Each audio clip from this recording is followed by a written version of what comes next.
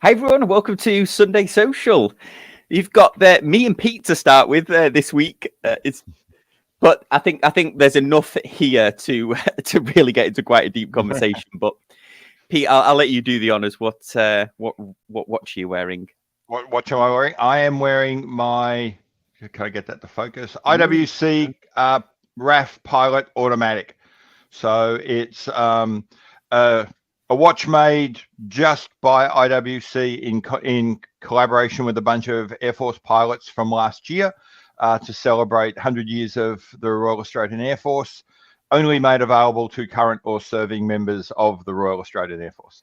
So a very fun piece.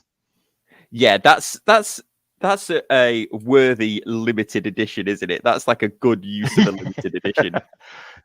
Yeah, it is. So on the only downside of that watch is that I'm not a pilot, which means my watch will never quite be as cool as theirs. And the reason I say that is if you flip them over, what IWC did was they allowed us to have our service number or our call sign engraved on the back of the aircraft, on the back of the watch. And because I'm not a pilot, I don't have a call sign, so mine's just my service number.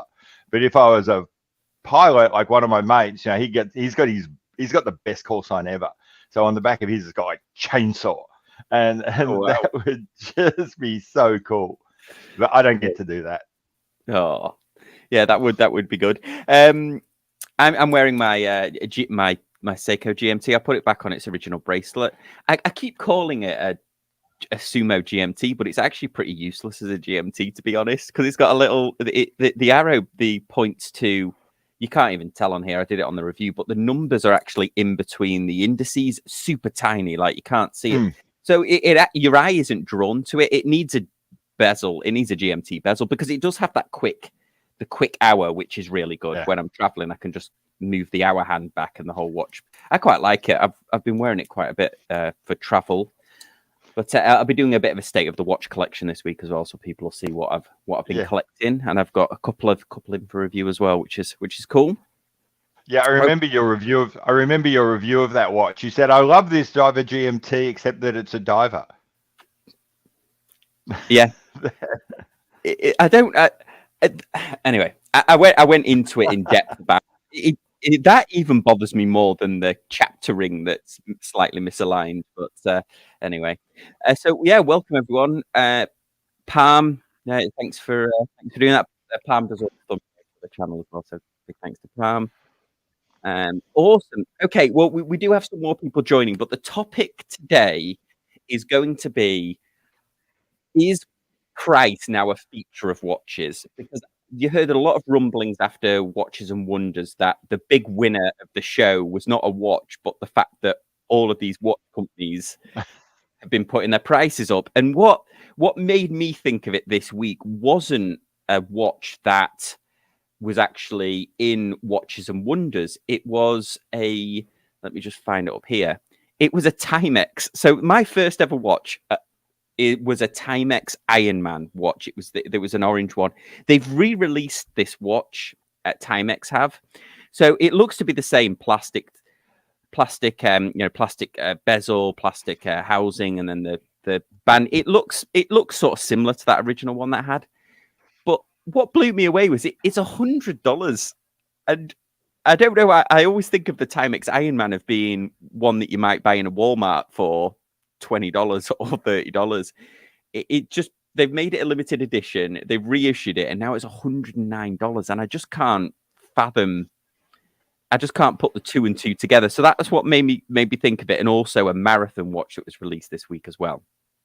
But let us know your opinions in the audience. But Pete, I don't know, what did you think that of Watches and Wonders? Did you think that pricing was a big? Absolutely. In fact, I think pricing was certainly one of the big discussions, and I would say across the board it was, but in particular, what I'm going to say is from a Watches and Wonders point of view, at the lower end. So at the watches, at Watches and Wonders, Rolex marks the beginning of the up end or the top of the low end of watches. And I think everything from like Rolex and down, price became much more of an issue. Maybe that's because I don't pay much attention to what, Fred Reed, whether someone like, I don't necessarily pay attention to what the really high end guys do. Yeah. But it did feel like those entry to mid-level luxury brands really are pushing hard, and they are running as hard as they can from entry level. But I think they're also, and we can get into this idea of price as a feature. I think they're also like staking out a place in the luxury landscape, and saying we're not a consumable item. And we'll get on to what that means later. But that Timex is an interesting question, because I suppose I'll ask a question of you, Sam, and this will be a test of someone's of a company's marketing. There's another company that's associating themselves with Ironman at the moment. Can you think of who that is? Yeah, I mean, I think it's your favorite, isn't it, Breitling? Yeah, and so yes, it is. And so it's not about surreptitiously giving Breitling in, but rather it's a case of, in a world where Ironman is also looking to preserve the value of its brand, and it's working with people like Breitling, do you think that it's possible that Ironman just went to went to Timex and said, we're demanding at least $40 per watch as a licensing fee? Oh. Or went to Timex and said, we're partnered with Breitling. What are we doing with you? And so to make this watch, it's quite possible Timex had to pay through the nose for the licensing right. Yeah, and maybe Huckberry, which is, I don't know, this is a pure speculation, but maybe Huckberry that's an online seller as well. Maybe they've got a little slice of the pie as well. Yeah. And I think this is what we're going to touch on it as this sort of topic develops. When you think about price, when you're sitting there and thinking, okay, adding up all the bits, what are you including in that? And you don't get to include only the bits you think you want to pay for, because that's just you. You have to think of what is everything that this company may be having to finance as through this watch. You can decide later whether you want to pay for that or not, but the watch company doesn't get to do that. Yeah, you're absolutely right there. But Todd, thanks for joining us. Sorry I'm late.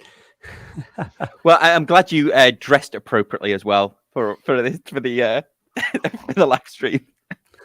So it's a level of respect that we deserve. Somebody has to be that man, and I'm that man. Yeah, absolutely. So yeah, Todd, we've been talking about, is price a feature of a watch? And I was showing the new Timex Ironman watch that's over $100, and I was saying that this was my first ever watch when I was a kid, and to me this has always been a $30 watch, something you might pick up in Walmart or I've whatever. owned a couple of these, and this was before smartwatches. This was my running watch. It was my swimming watch when I first started doing triathlons. Hence its name, right? It was disposable. This was something that would work through a battery change or so to, hey, Barasic time. Thank you. So, through a battery change or something, and inevitably the seal would fail or something like that, and it would die, or it would just die in general after 4 or 5 years. But it was a great watch for 4 or 5 years. And you're right. I think it cost me, $30 or $40 for it. And that's, exactly where I think that they should have it. I don't know why this is a $109 watch now. Yeah, I agree. Pete was just saying that maybe Ironman's been perhaps asking for a licensing fee as well, so they might have had to have tied in that licensing, and maybe Huckberry, which is an online seller of men's apparel and stuff, and they also sell watches, and they have done limited editions before, collaborations, I should say. Maybe they're taking a piece of the pie as well. Yeah, that must, something like that. But to, I think the topic that we're talking about, to that, this is a trend that we're seeing more and more. We've been seeing it from Casio playing this game for a while in terms of just overall rate, and then coming out with special editions that in my opinion, are outrageously priced. But You mean G-Shock or G-Shocks? yeah, the G-Shocks especially, some of them over $1,000, right? And I just think that's, I mean, if somebody wants to pay that, obviously, that's good on G-Shock for marketing in that way. But I think it's a bigger trend. My thesis on all this, which is not unique, is that a lot of I think this gets into as a feature concept with price in a way, is that a lot of these watch companies want to get out of the range of Apple Watch and the smartwatches in general. And I was just reading something in appleinsider.com a little bit about what was done in 2022, and the sheer number of watches by far eclipses every single Swiss watchmaker. I believe Apple sells more watches than every single every watchmaker in Switzerland. I don't know if they may even be overall, like if you include the Japanese watch manufacturers and Germans and too. I'm not certain, but it's just enormous how many watches they sell, and theirs are usually, I believe, in like the $400 to, I think they came out with their top one. I'm looking here on it now, which was $799 in the US, the Ultra. Yeah. And so they're really kind of establishing themselves in that mid 500, like $500 ish plus or minus range, which I think like Seiko wants to get out of there. Hamilton still plays there, but I mean, a lot of watch companies seem to want to kind of escape from that price range. That's just my thesis on this whole thing. So now, if I make my watch all of a sudden make it expensive, then I think this is something if you may have come up with this, that it's a feature. Am I going to pay $13,000 for that IWC Engineer that just came out? Is that a feature of that watch? I don't know. It's funny. There is the idea of whether you like the watch more because it costs more. Mm-hmm. And I think that occasionally happens. I don't think that's super common. But what I think one of the points that we consistently miss as a pricing consideration is where we actually do think about it, but sort of subconsciously. But the question is, as a brand, where do you think you sit on the totem pole? Mm-hmm. And this is, in a bizarre way, I think Tudor's getting away with it at the moment, but it will be interesting to see what happens in the long run. Tudor gets away with being a bargain brand, but not, being a bargain, but not branded as a bargain basement brand, because it's new, it's still kind of desirable, and the Rolex connection. Mm-hmm. But it'll be interesting to see. I'm willing to bet they're going to have to start raising their prices soon, because otherwise you get tarred with the bargain basement brush. I'll be honest. I'll throw the question at you. Who are some brands that you see as competitors to Tudor? Who are the brands you think are about their level? Yeah, this is a good one. I immediately, without giving it much thought, I would think Longines. I was thinking Longines. Yeah, absolutely. Exactly. Now Tudor wants us to think that they're like an Omega competitor, but the problem is we all look at them and go, "Your Longines, your Tag," and the longer they stay as the bargain of the luxury goods, luxury aisle bin, then the deeper that hole gets. And I think that's what a lot of brands are seeking to do.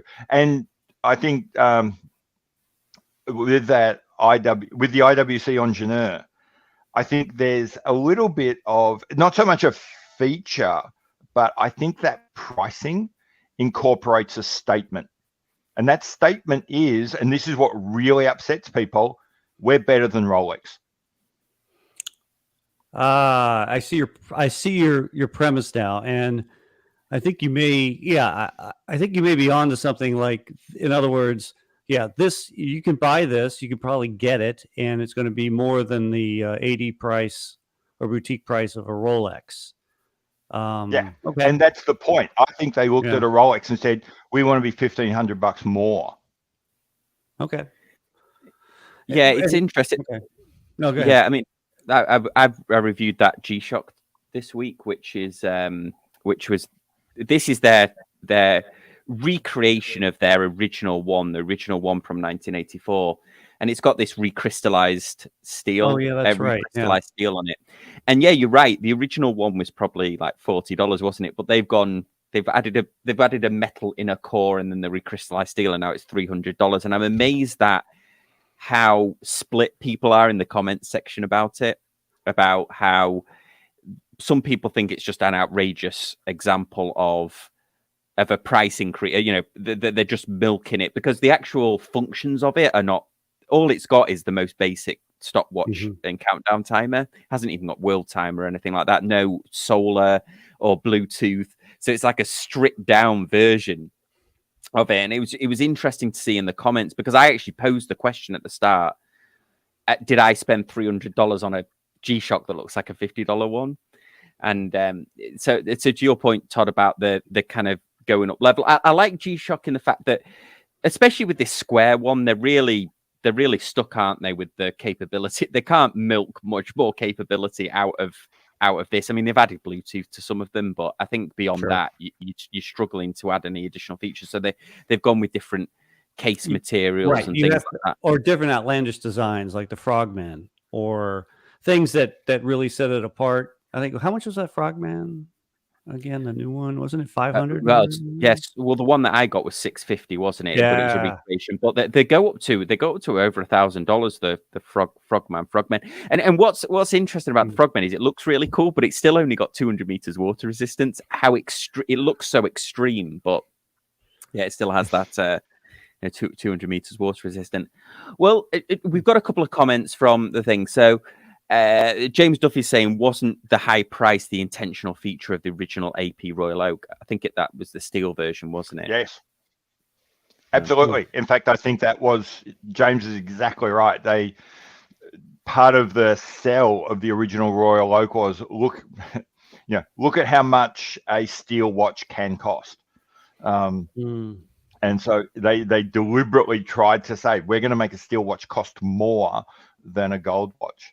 And I think what happens then is it sort of flips around how we think of a watch. We think of a watch being, okay, so I choose the movement, and everyone starts with the movement. So I choose the movement, and then that sets a sort of a cap on how much the watch is allowed to cost. And then I add, a case and a bracelet and a crystal and blah, blah, blah, and it adds up. And then I throw my margins on top, and now I've got my cost. Whereas I think what happens is, I'll pick on Breitling. Breitling sits up and says, okay, so we're putting out a new watch. Okay, so where is our market segment? Where is our competitors? And it's, okay, so we're, somewhere around, not planet ocean, not quite Submariner, but, we want to be around, was it Seamaster level? And they go, okay, so that's I'll talk Australian dollars. That's a $7,000 watch. Okay, design it and pick your parts to give us this kind of margin and see what you can get away with. And so IWC have done that with their Ingenieur, and they've said we're going to make an $11,000 watch. And they've probably had some fairly hard internal discussions of, do you reckon we can get away with using that movement, or do you reckon we're going to have to go up? And they've rolled the dice and said, I reckon we can get away with that movement. And that's how the prices works. Yeah, it is interesting. Orange Hand saying MSRP has always been a feature for people looking to flex, for people who get a discount and feel like they've got a deal. I don't know whether certainly, I think in the mid-range, certainly with a Seiko, I don't think you would.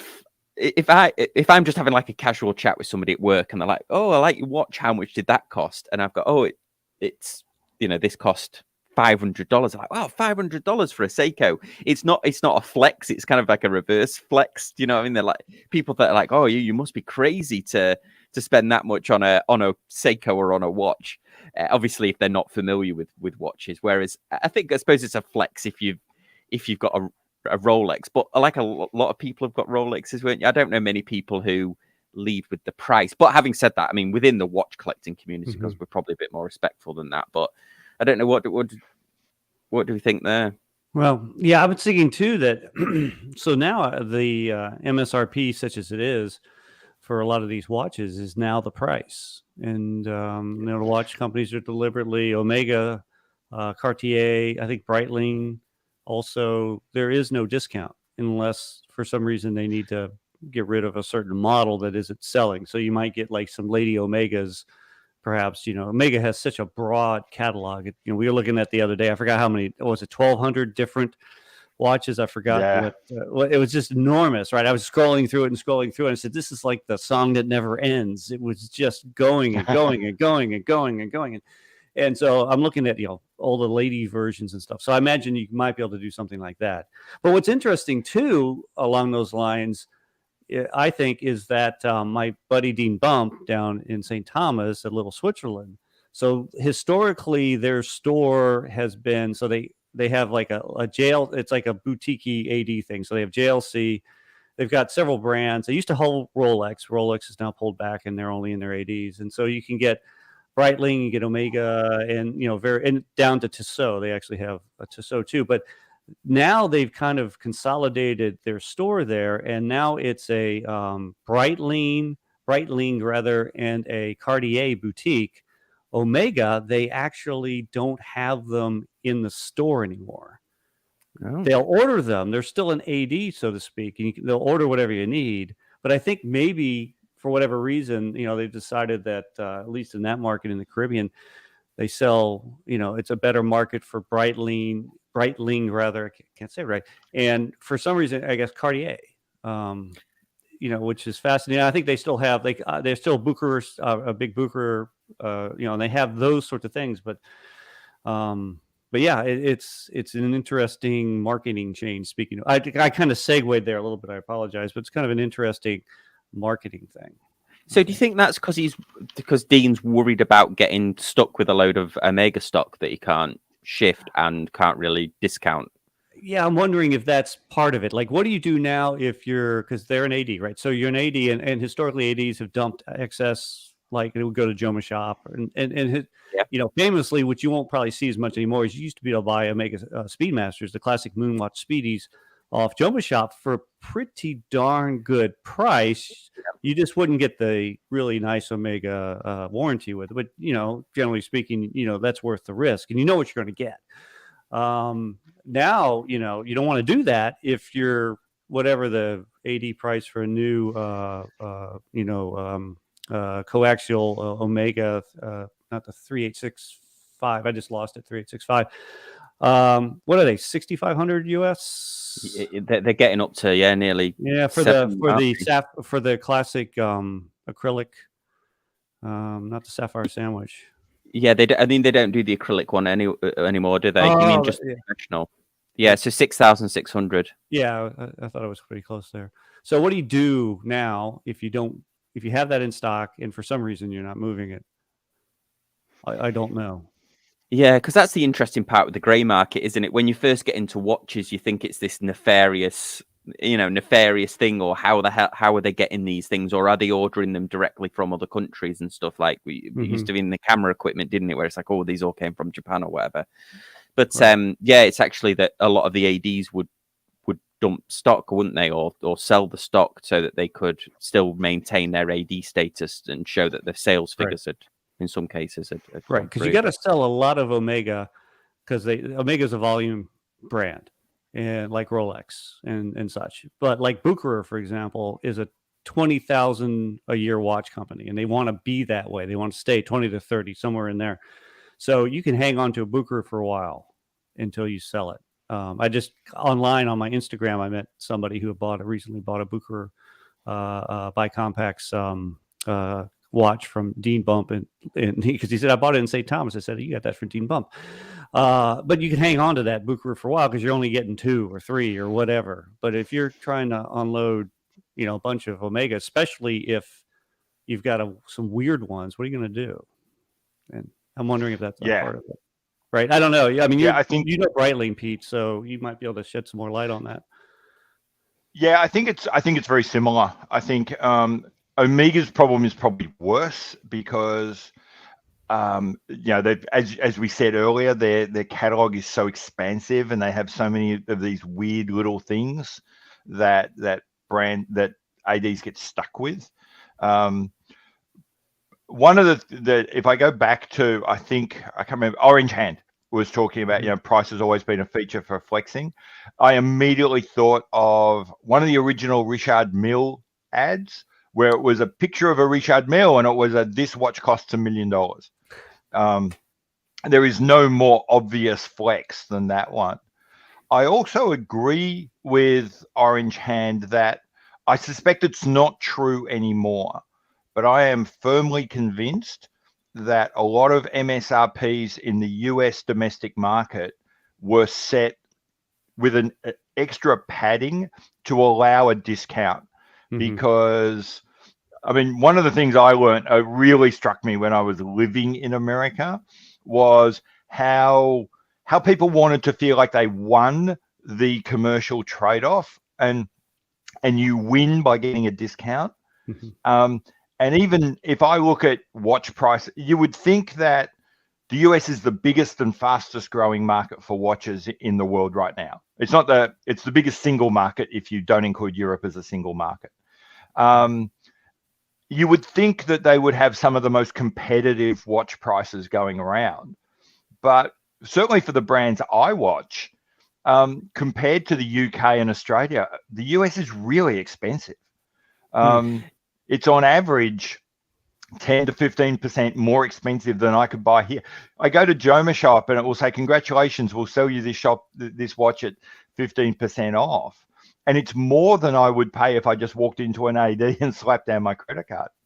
Yeah, and that's taken into account that taxes or sales tax is also more affordable here. In the UK, it's like 20 or 22%, isn't it? The VAT on everything, whereas over here it varies by state, and I think it might only be 7.6 or something in Florida. Yeah, and that's one of the things you've got to be really careful about taking account of when you compare prices, which is in Australia and in the UK, I believe, Sam, just correct me if I'm wrong there, every price you ever see will always be with the VAT included. And so when you look at, and it's the same in Australia. So when you look at an Australian price and it says $10,000 and you look at a US price, I'll convert it to whatever currency you want. And a US price is $10,000. With the US price, you have to always add. With everyone else, you never do.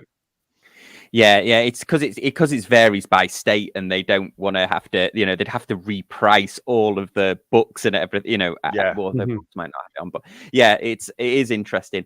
We've got some interesting comments here. So Eric says Bulliver has been painted with that brush. I think that goes back to when we were talking about affordable, watches like Bulliver seems to be trapped in that segment, don't they? Like, although I'm trying to think. Well, they've done the tune. No, that's not what the tuning fork one was. That with Bulliver.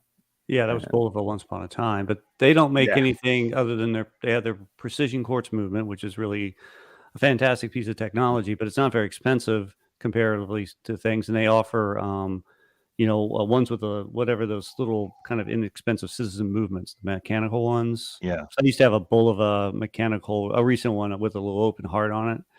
And it was a $300 watch, I believe, at one point. So I don't think they have anything that's, expensive. Yeah, and Brassic Time here, it's kind of got to the crux of it and how I was thinking about it. And I did a video on a Seiko like a year or so ago, and everybody berated me because I said it was too expensive, and the market decided that was true. That Seiko, even though it was limited edition at the time, you still get it for $1,000 less than what the MSRP is in most places. But he's saying IWC want to be better than Rolex, but simply hiking their SRP doesn't make it. So I feel like this with some Seiko watches, like they're hiking the price just to see if they can get away with it. I think that's true, but then on the other hand, I saw that comment before, and so I did my quick research. So you go across, IWC would say, no, we make this probably the single most elegant version of a perpetual calendar any watch company in the world makes right now. We are better than Rolex. You just don't know it. So we're going to show you by the way we price. So I think Borassic's time I think you're right, Sam, and I think Borassic is right if you're talking about Seiko, where Seiko is sometimes it uses price to drag the quality of the product up. I think if you look at the sorts of things IWC will sell, they will sell you better watches than Rolex can make, but they don't get the recognition for it. And I think things like the Ingenieur are designed to remind you we are a company that makes amazing perpetual calendars and amazing other complications that a brand like Rolex can't match. Yeah, it's a good point. Yeah, that is a good point. I was the thing with IWC with me, I've never owned one, is that I've always thought that they were now this gets into value, which is Pete's issue too, as well. It's value, but to me they charged more for a watch than I think they should have in the past. Now, because we get back into that argument about in-house versus whatever an ETA modification, but they were charging a whole bunch of money for something that was modified off an ETA. Although to give them credit, it was significantly modified for sure. But yeah, to me this is almost kind of like what IWC does, except I think this last one for the Ingenieur, they just really jumped it up a notch, took it to 11 in terms of price for what it is. I've never held, but to be perfectly frank, right, I've never held one in the flesh that I recall, so I can't comment on, what the build quality is. How does it feel?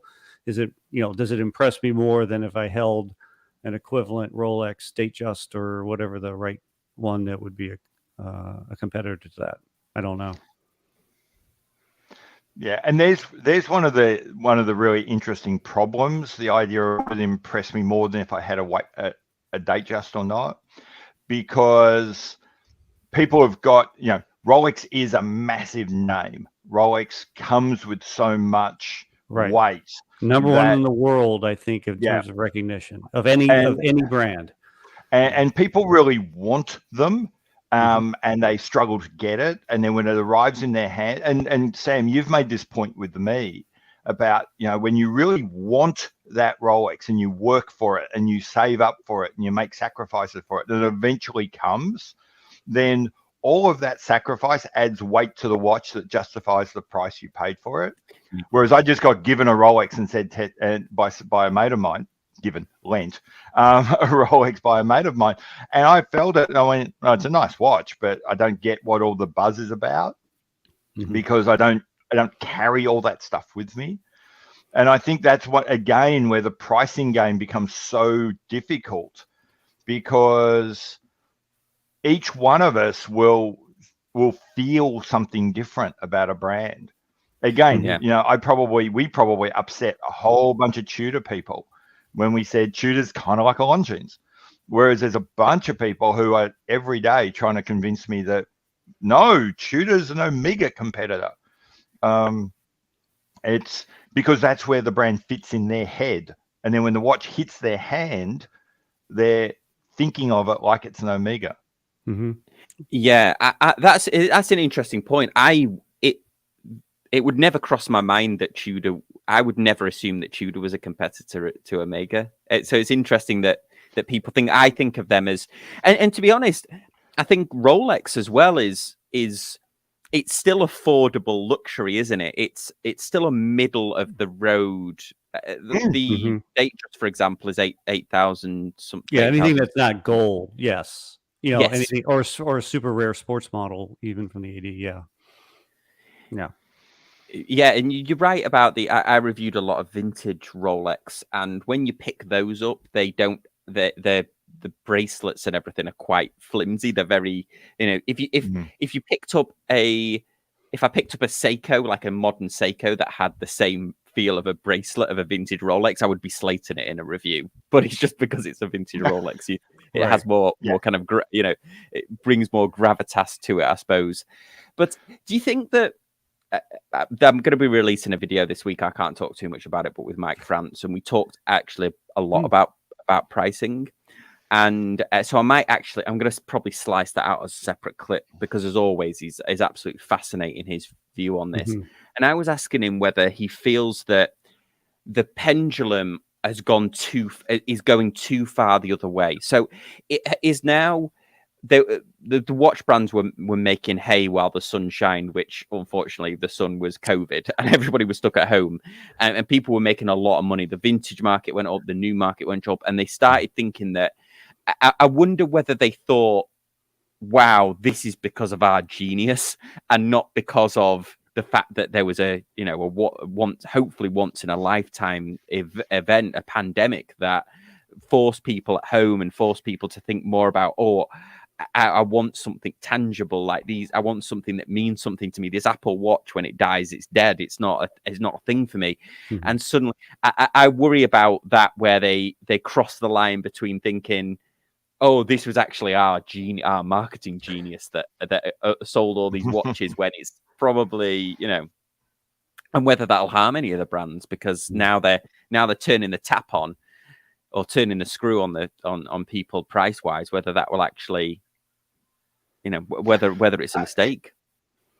It certainly could. I doubt that they would have misread the market so much. I suspect they know full well that there were external factors that led to this.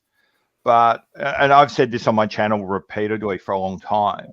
I think they did learn a lesson, which is you can make as much or more money doing less work if you simply charge more for your watches. So I think the lesson they learned, and the other important thing is, you go back and look at, and I'm a watch industry geek, so I do stuff like this.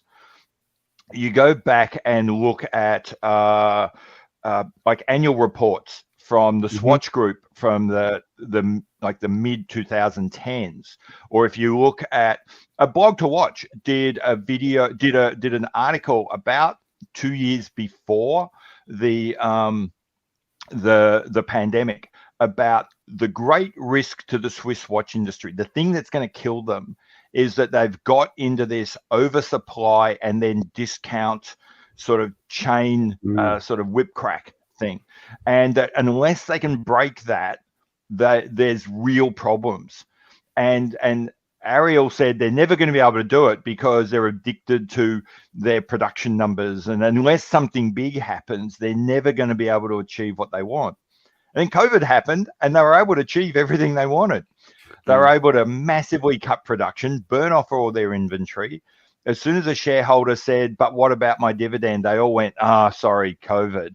And then they've never returned to pre-production levels. This is a problem. They've been sitting there waiting for some external force to save them, and it came. So there's my theory. The Swiss watch industry created and leaked out COVID. They were the cause. It was a laboratory in Switzerland. That's the one. Yeah. Well, but because they're Swiss, they actually had it made in China. But they didn't say that because it has to be at least 60% made in Switzerland, right? Or whatever the number is. That's right. Oh dear. That's speculation. This is not an accurate scientific dissertation or a conspiracy theory. So, I was going to say, along with what Pete was saying, I just pulled up the numbers. Let's talk Seiko real quick here. So, looking at I'm looking right now, Seiko Epson. So, this is Seiko Epson Corporation annual revenue. So, this isn't all of Seiko, but this is Seiko Epson. So, in 2019, there were $9.8 billion in total revenue. 2020, they went down to 9.6 billion. 2021, they went down further, 8.9 billion. In 2022, they actually went up a little bit, but they still haven't got back to 2019 at 9.2 billion. So to Pete's point, how many more watches, if I'm Seiko, can I sell? Which is, I can't sell a ton more watches. I mean, they sell so many as it is that you'd have to have something really spectacular, like a moon swatch event done right, where you're actually selling millions and millions of equivalent Seiko moon swatches, whatever those would be. So what do? if you want to really increase, you got to jump your prices up because you're probably going to sell the same number of something, more or less, but you got to jump your prices. But that's an interesting point, though, isn't it? Because I have always thought about it as,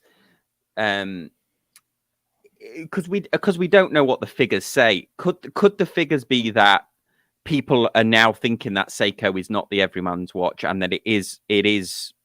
Some of them are very expensive, and they're looking at other brands. We don't know that, do we? It could be that the people are like, okay, well, actually, these prices are getting a bit steep for. I mean, those mid-range Seiko, Right. movements. They're not. In my experience, I am not a fan of. That's why I said they should get rid of the 4R movements when we were Yes, talking about CEO. But so I think this wonder goes what back to Apple Watch. I think that's what the problem is. I think that they're getting killed by the smartwatches. I just believe because it's that price segment, it's tough. So unless I want a Seiko Turtle, so if I go to my local Macy's, there actually are some Macy's still or Kohl's, and I always love to look at what Seikos they have in the till there, and they may have a turtle, and they'll have some solar like an Arnie. They might have that, and they'll have some other Seiko, but most of them are like lower end quartz ones of different sorts. Maybe they'll have some Seiko 5s, but that's usually as good as I see sitting in that store display, because just go around a little bit and then you can get a hold of Garmin, and you can get a hold of these other smartwatches. Not Apple, because Apple will sell those separately, but you'll get some of the other competitors to the Apple smartwatch in that same price range, or really like almost a little above it. It seems like what's in Macy's or whatever from the Seiko standpoint or from the Invicta standpoint, which are always going to be discounted, I think it seems to me that they're falling underneath a lot of where the smartwatches are. Yeah, Macy's is always doing a really good deal, aren't they? And I know that the best stocked watch shop in Orlando is certainly that I've seen of those mid-range, if those ones, is the Boulevard and Citizen outlet store at the outlet mall. There's a whole Citizen outlet there that you can get quite a discount on some of those watches. So maybe, I think Peter here just said that thing is that people don't need watches, so raising the price could easily cause people not to buy as well, which is where I was thinking, because you would struggle, wouldn't you, to have, if you were just starting out now collecting, I think you'd struggle to collect Seiko unless you already had quite a bit of money. You couldn't buy one a month, could you really, at 700? Or I certainly couldn't buy one a month at 700, or justify buying one a month at 700 or 800. You can't. I think being a Seiko collector now, if you collected those mid-range ones, it's 10 Seikos is the price of arguably a Rolex now. So you wonder whether it is tricky here, and I suppose what's the guy behind Islander watches, Mark, or Long Island watches? Mark. Yeah, Mark. Yeah, I was going to get to him actually in a bit. Something he doesn't talk about so much anymore because this conversation's moved on. But I remember he used to be really strong when people were like having a go at Seiko about raising their prices. He kept coming back and saying, no, Seiko are not raising their prices. I have been a Seiko AD for 10 years. The MSR, what they are charging me in wholesale price and what they are telling me is the MSRP, has barely shifted. But what has changed is that they are simply not giving me the headroom. They're not giving me the watches, and their margin and that I can now discount.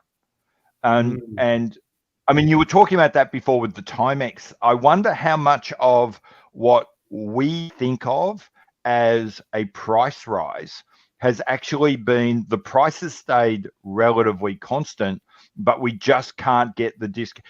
We only think of the price as what Amazon charged us. Yeah. And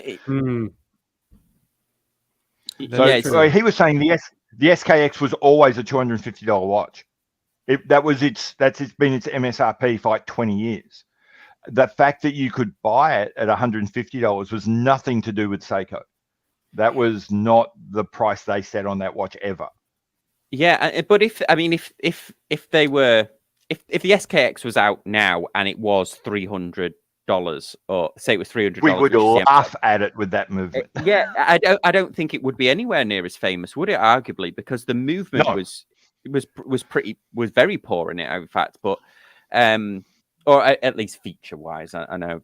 So, Well, yeah, it wasn't special by any means. It was very reliable and would last for 20 years if you got a good one. But that's correct. It wasn't anything that was expensive or detailed.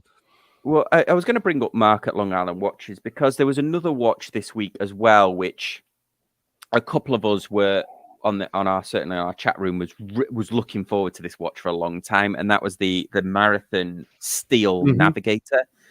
Marathon produced a steel version, or arguably re-released it, a steel version of their Navigator watch that we were waiting for quite a while on, because this had been a composite plastic watch that you could get for around 300, and for a long time they were under 300, and then they went to about 350.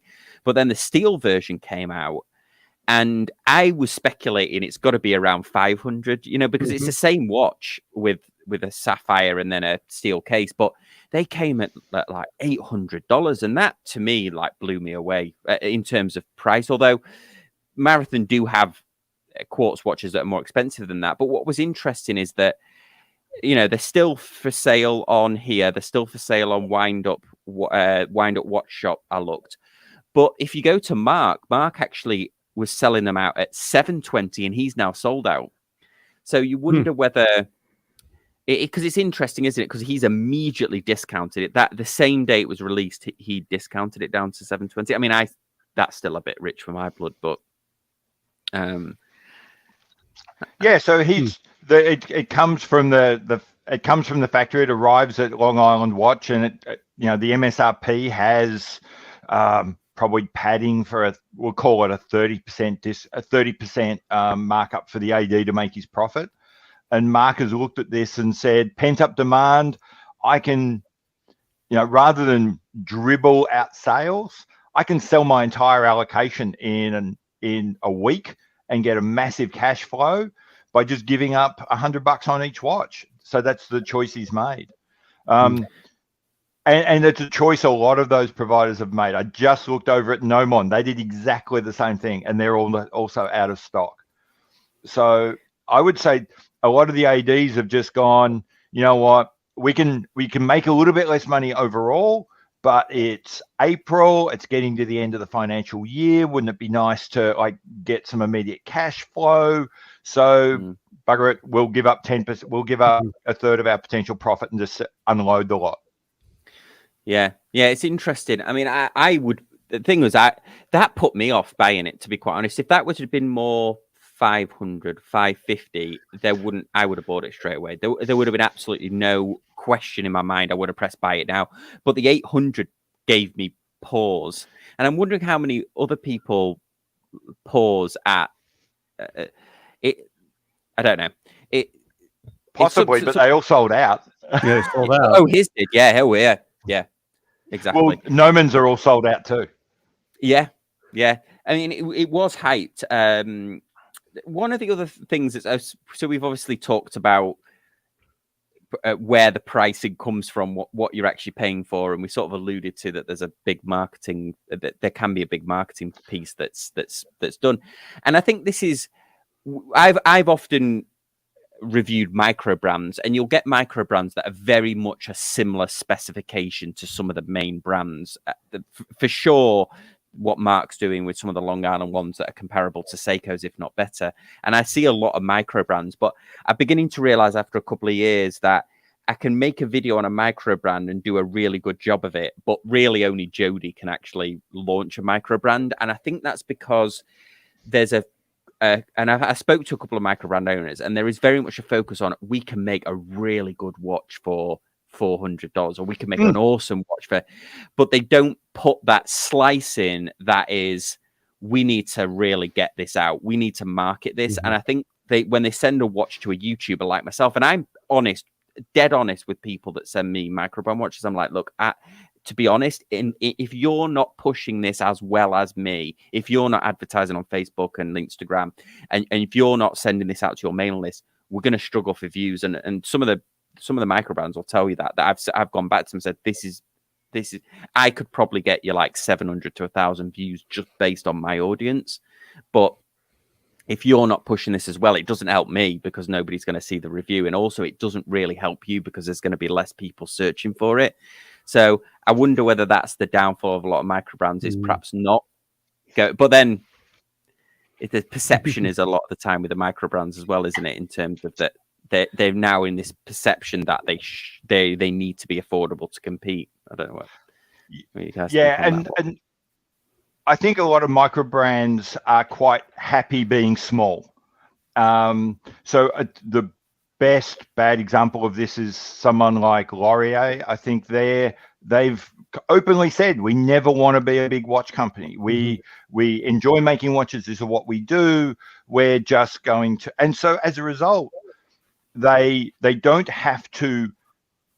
We'll get into the fact they do virtually no R&D in the first place, so there's no R&D to recoup. But they also don't need to create a bank for what's going to come next. They don't need to create a bank so that they can buy a new factory and open up a new line or anything like this. And so they can very much look at this watch on its own. This is what I need to charge. Whereas, and the other thing, because, and I'm going to get really harsh here, because so many of the smaller brands simply steal designs from other people. They don't have to do any design. They don't have to do any market research.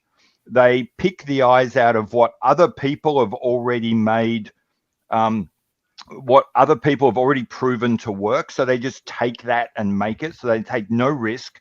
They never have to pay for their failures. It's easy money from their point of view. And if, as a result, it's easy and they don't have it. Things are cheap because they should be cheap. I don't disagree with you. I actually don't disagree. I'm not. This is not me disagreeing with you.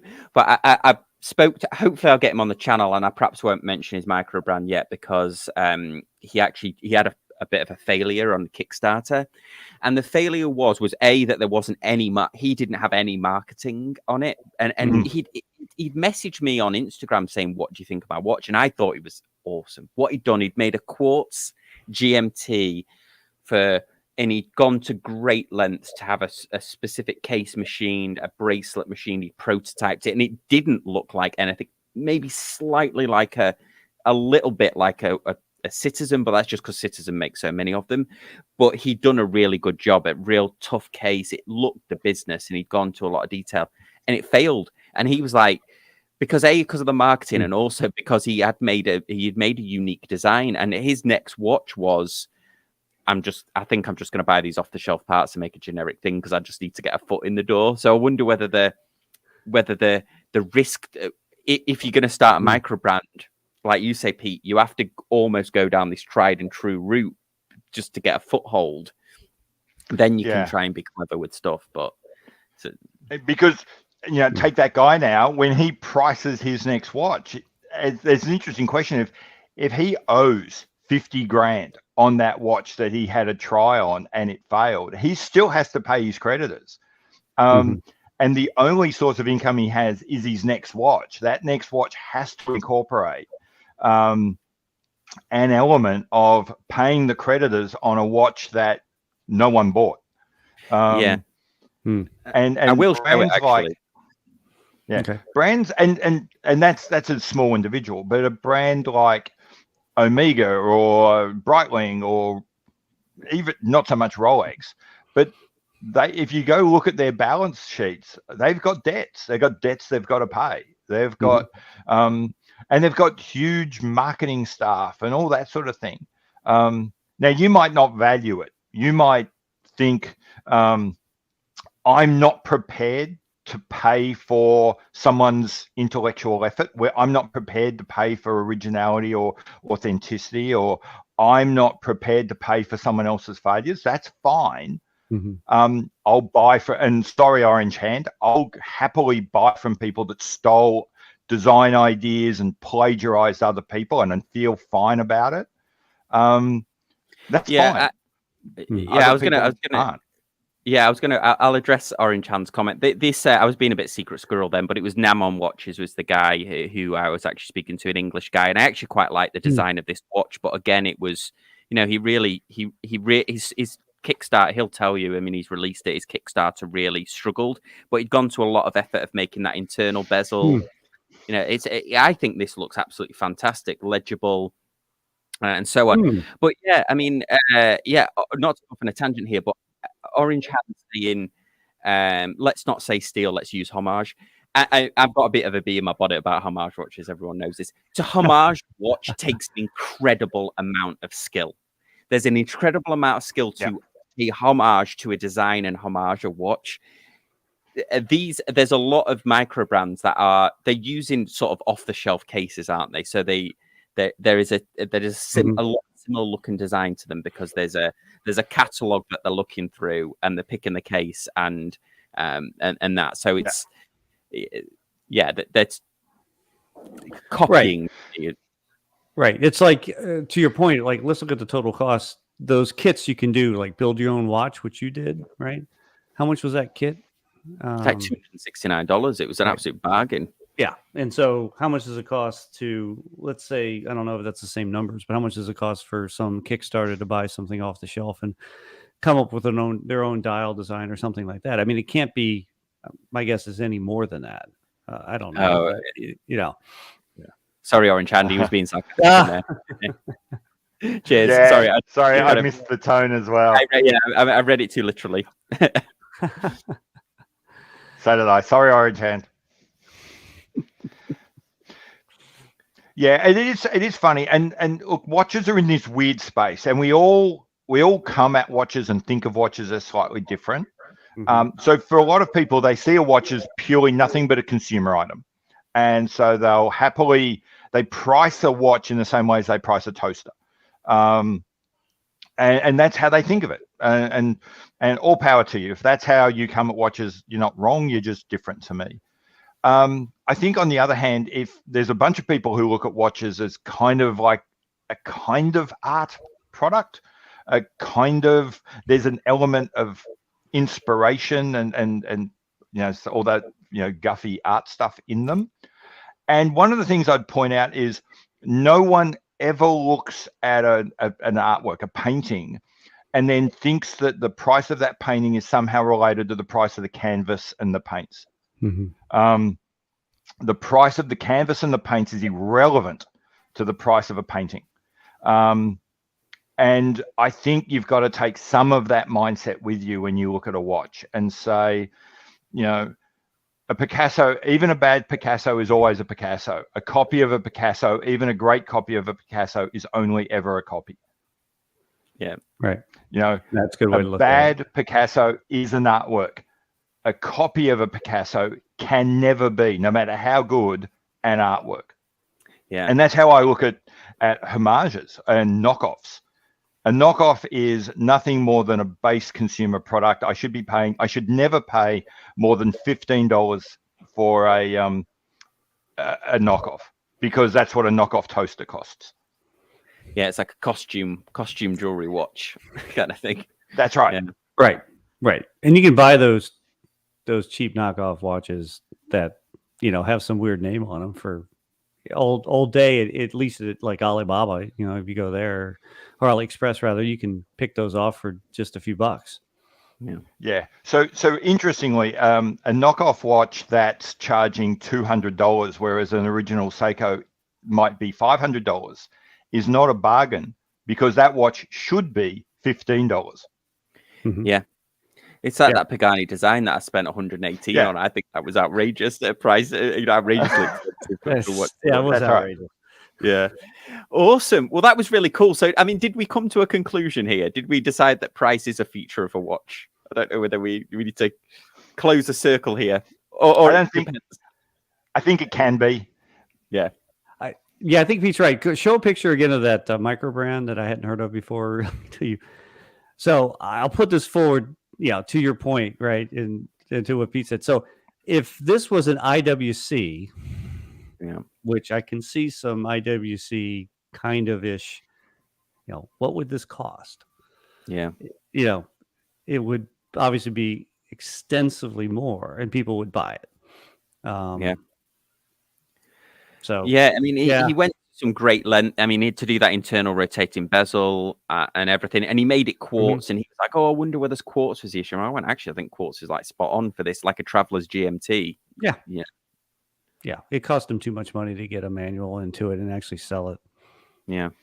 How much was he trying to charge for them?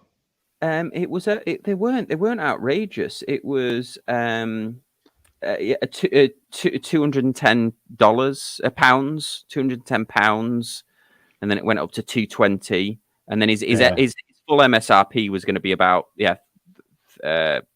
Well, that's 400 for two of them, but yeah, 230 or more. Yeah. So what is that? 280 US, something like that. Yeah, I think it was quite reasonable considering it was a machined. He'd gone to all that effort of machine case and the clasp and everything. He'd done it inspired by his travels and stuff like that. A watch that he would have loved to have traveled with. I told him as well, like never put a picture of a Ronda movement on there. They're really good, but don't put a picture on there because they look awful. Anyway, awesome. Well, there we go. Well, thanks everyone for joining. Thank you for being so active in the comments. Sorry, Orange Hand, that we didn't get the sarcasm. And yes, we'll see you next Sunday. I'm gonna have to try and get somebody to stand in, or we might have to skip next Sunday. But just giving you guys forewarning. I'm traveling for work, and then another Sunday afterwards. But yes, thank you all for watching. Thank you to my panel, and we'll see you all next time on Casual Watch Talk. Thanks. See you later. Bye-bye.